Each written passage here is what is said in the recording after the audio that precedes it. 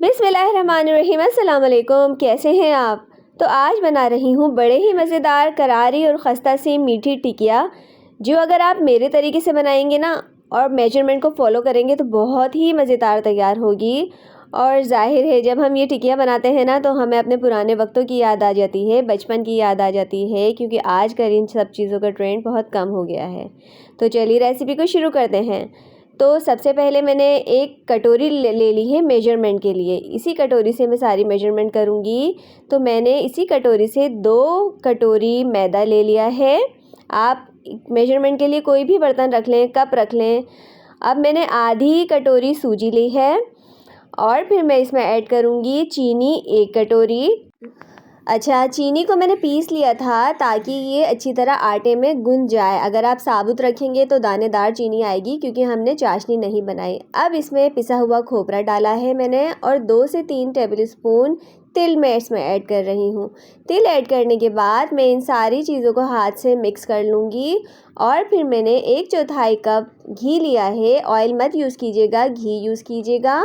और मैंने घी लेने के बाद इसको अच्छी तरह से मसलना शुरू कर दिया है। तो जब तक मैं इसकी तैयारी कर रही हूँ, आप जल्दी से मेरे चैनल को लाइक कर लें, सब्सक्राइब कर लें और बेल आइकन को ज़रूर दबाइएगा। देखिए, हाथ की मदद से ऐसे रब कीजिए इसको ताकि आटा और घी एक जान हो जाए। अब देखिए, मैं जब इसकी मुट्ठी बनाऊंगी ना तो ये देखिए आटा बिल्कुल इसमें घी के साथ अच्छी तरह से मिक्स हो चुका है। अब मैंने दूध लिया है आधा कप।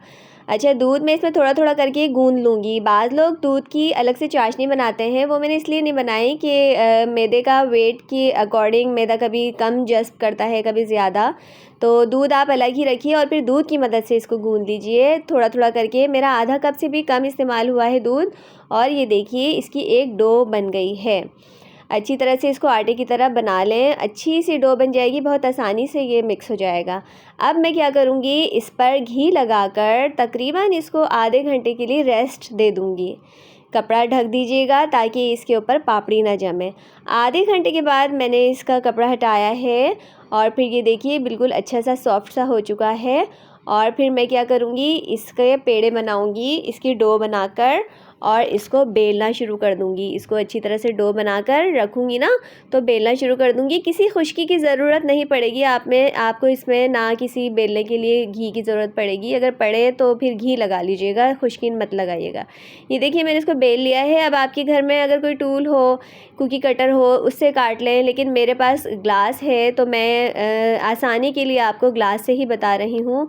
तो ग्लास से इसकी शेप कर लें, राउंड शेप, और फिर एक एक करके बना लें। और फिर मैं क्या करूँगी, कांटे की मदद से इसमें थोड़े से सुराख करूँगी, क्योंकि जब मैं सुराख कर दूँगी ना और इसको फ्राई करूँगी तो ये फूलेंगी नहीं। अदरवाइज़ मैं ऐसे ही डालूँगी ना तो ये पूरी की तरह फूलना शुरू हो जाएंगी।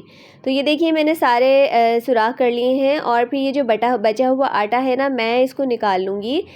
इस आटे से मैं दोबारा से डो बनाकर बेल कर और फिर दोबारा यही शेप दे दूँगी।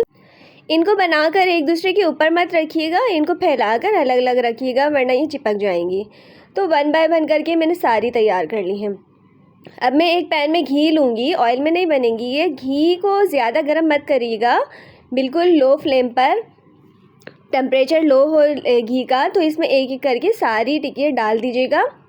ये हल्की चूल्हे पे ही बनेंगी, क्योंकि इसको पकना है अंदर तक। ये थोड़ी मोटी है तो अच्छी तरह से पकेंगी। जब एक तरफ से कलर आ जाएगा तो मैं इसको चेंज कर दूंगी। अच्छा, आपको ऐसे लगेगा कि ये तैयार हो रही है तो ये तो बड़ी सॉफ्ट है, क्योंकि ऐसे लगेगा ये हिलाने से भी टूट जाएंगी और आपको इसको ख्याल करके ही हिलाना है।